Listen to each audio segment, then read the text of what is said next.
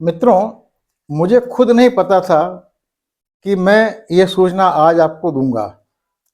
आज दोपहर में ही मुझे नागपुर के मेरे मित्रों ने एक सूत्र दिया और उसके बाद उस सूत्र को मैंने जिसे कहिए कि चिंदी का थान बनाने की कोशिश की, सूचनाएं जुटाने की कोशिश की, तो बड़ी महत्वपूर्ण और रोचक सूचना मिली है और मुझे लगता है कि आप तक वो खबर पहुंचाई जानी चाहिए। ये खबर भाजपा के लिए बहुत बड़ी खुश खबर है। उसकी मनोनुकूल मनोवांछित खबर है और जिसके लिए वो कोशिश करती है, वो कोशिश बिना किसी कोशिश के कामयाब होती हुई नजर आ रही है। महाराष्ट्र में एमवीए यानी कि महाविकास अधिकार आघाड़ी यानी कि इंडिया गठबंधन चला चली की बेला में आ गया है। इसकी शोकांतिका या कहिए कि इसका मरसिया लिखा जा चुका है। केवल इसका इजहार बा आवाज बुलंद यानी कि इसकी सार्वजनिक घोषणा होनी बाकी है। ये घोषणा कब होगी कहा नहीं जा सकता, कभी भी हो सकती है, लेकिन ये घोषणा किसी प्रेस कॉन्फ्रेंस में नहीं होगी। ये घोषणा कौन करेगा, ये जानने के लिए इस वीडियो में मेरे साथ बने रहिए। नमस्कार, मैं विष्णु बैरागी और आप देख रहे हैं मेरा यूट्यूब चैनल बैरागी की बातें। कृपा करके मेरा चैनल सब्सक्राइब कीजिएगा और करवाइएगा। लाइक इसलिए कीजिएगा कि आपके लाइक से मेरा हौसला बढ़ता है, मेरा उत्साह बढ़ता है, वरना इसके अलावा लाइक का कोई बहुत ज़्यादा महत्व नहीं है। लेकिन मुझे बड़ी खुशी होती लगता है कि आपने इसे पढ़ा है, सुना है आपने इसे।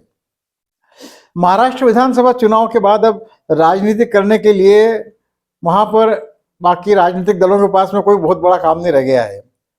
वैसे यूँ तो काम सबके पास है, लेकिन ऐसे नहीं रहे कि 24 घंटे उसमें व्यस्त रहा जाए। भाजपा के पास बस दो ही काम है और दोनों ही बहुत छोटे छोटे काम हैं।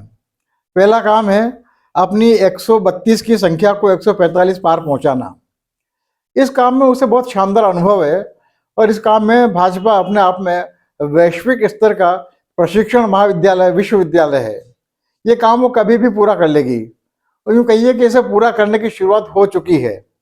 दूसरा काम है एकनाथ शिंदे और अजित पवार से मुक्ति पाने का, या कहिए कि दोनों को ठिकाने लगाने का। एकनाथ शिंदे को ठिकाने लगाना पहले काम का ऐसा हिस्सा है जो पहले काम के साइड इफेक्ट की तरह अपने आप हो जाएगा। शिंदे की शिवसेना का विभाजन लगभग तय है, ऐसा नागपुर वाले कह रहे हैं। तो अपना आंकड़ा 145 पार करना और शिंदे को ठिकाने लगाना भाजपा के लिए 2 in 1 जैसा बहुत छोटा सा काम है।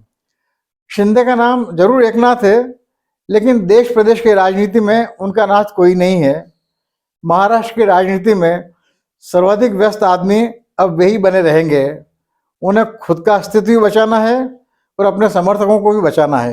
ये देखना रोचक होगा कि वे कितना कुछ कर पाते हैं। निश्चिंत तो अजित पवार भी नहीं है दोस्तों। उन्हें भी पता है कि भाजपा की अमर बेल उनके पौधों पर छाने के लिए मंडरा रही है, लेकिन अजित पवार एकनाथ शिंदे नहीं है। वे खुद तो अच्छे मौसम विज्ञानी हैं ही, उनके पास प्रफुल्ल पटेल जैसा निष्णात नेगोशिएटर और फिक्सर भी है।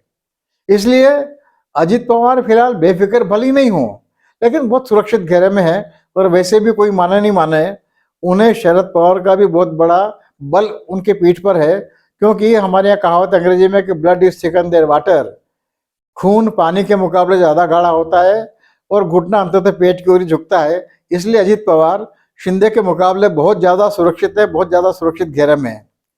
और बाकी बचा महाविकास अघाड़ी यानी कि इंडिया गठबंधन।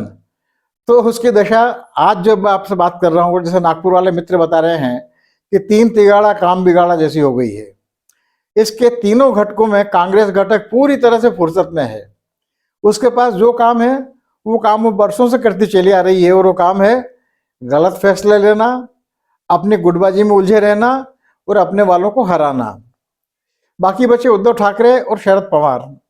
तो विधानसभा चुनाव के बाद ये दोनों ही लोग राजनीतिक पराभव के अब तक के निम्नतम स्तर पर पहुंच गए हैं। ऐसी दुर्दशा इनकी कभी नहीं रही। जो खबरें आ रही हैं उनके मुताबिक ये दोनों घटक अघाड़ी से मुक्त होने का फैसला कर चुके हैं, अंतिम फैसला कर चुके हैं। फैसला नहीं, अंतिम फैसला कर चुके हैं। उद्धव के समर्थक तो हम सबको पता है कि उद्धव के समर्थक तो विधानसभा चुनाव के दौरान ही कहने लगे थे कि अघाड़ी में रहकर उन्होंने गलती कर ली है, उन्होंने अघाड़ी से बाहर आ जाना चाहिए। इन समर्थकों का सुनिश्चित मत था कि अघाड़ी का हिस्सा बनकर शिवसेना ने कट्टर हिंदुत्व की अपनी पहचान खो दी है, जिससे नुकसान ही होना है। और विधानसभा चुनाव ने ऐसे इन समर्थकों की आशंका को सच साबित कर दिया। खुद उद्धव ने भी हकीकत अनुभव कर ली है। वे अब और नुकसान वही अब और नुकसान झेलना नहीं चाहते दोस्तों। उन्होंने भी अघाड़ी से हटना तय कर लिया है और अंदरूनी हलकों में उन्होंने संकेत भी दे दिया है कि मुंबई नगर पालिका चुनाव अघाड़ी के नाम पर वो उसमें अघाड़ी के नाम पर नहीं लड़ेंगे। उनका कहना था कि इन चुनाव में तीनों घटक अपनी अपनी फिक्र खुद करेंगे, सामूहिक रूप से नहीं लड़ेंगे। अब बचे शरद पवार। तो दोस्तों, शरद पवार ही वो काम करेंगे जिसके मैंने शुरू में कहा है, यानी कि महाविकास अघाड़ी यानी कि इंडिया गठबंधन की शोकांतिका पढ़ने का काम शरद पवार करेंगे। और खुद नहीं पढ़ेंगे तो अपने किसी सिपा सालार से पढ़वाएंगे।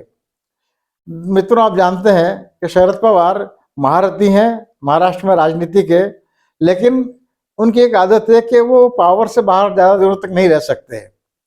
अब विधानसभा चुनाव के बाद जबकि अगले 5 साल का नक्शा स्पष्ट हो गया है, अब वे 5 साल तक इंतजार नहीं कर सकते। केंद्र में मंत्री बनने का बहुत आसान फार्मूला है। 6 सांसदों पर एक विधायक एक मंत्री बनाया जा सकता है और शरद पवार के पास 7 संसद सदस्य हैं। यदि वे अघाड़ी से बाहर आएंगे तो उन्हें केंद्र में एक मंत्री मिलना बहुत आसानी से मिल जाएगा, उन्हें कोई तकलीफ नहीं होगी। तो शरद पवार ने अघाड़ी छोड़ने का फैसला कर लिया है। और यह सूचना मैं अपनी ओर से नहीं दे रहा हूँ, जाने माने पत्रकार, लोकसभा को वर्षों से कवर कर रहे बहुत बड़े अनुभवी परिपक्व पत्रकार और शरद पवार के खेमे के अंदरूनी हलकों की खूब जानकारी रखने वाले उमाकांत सिंह लखड़ा ने दावेदारी करते हुए कैमरे पे ये बात की है। उन्होंने 2 टूक कहा है कि शरद पवार मोदी के साथ हो गए हैं। ये जानकारी देते उन्होंने दिलचस्प वाकया बताया कि इसकी पुष्टि कैसे हुई। तो मराठी साहित्य का एक बहुत बड़ा जलसा होने वाला है, शायद बम्बई में हो सकता है, दिल्ली में हो नहीं, ये मैं समझ नहीं पाया, लेकिन मुझे लगता है मुंबई में ही होगा।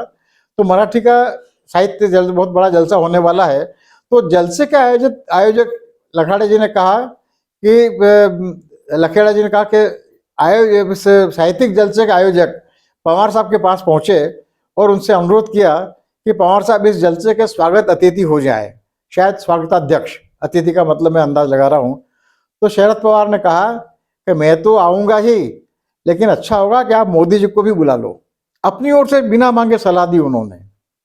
आयोजकों ने कहा कि साहब कैसे बुलाएं, हमारे पास तो कोई राजनीतिक संपर्क है नहीं, न तो हमारा अपना कोई संपर्क है, न पीओ में हमारा कोई संपर्क है कि हम मोदी जी को संपर्क कर सकें। तो शरद पवार ने बहुत रोचक बात कही। उन्होंने कहा आप तो उन्हें औपचारिक निमंत्रण भेज दो, न्योता दे दो और उन्हें लाने की जिम्मेदारी मुझे दे दो, मैं ले आऊंगा, बेफिक्र रहो, भरोसेमंद रहो आप।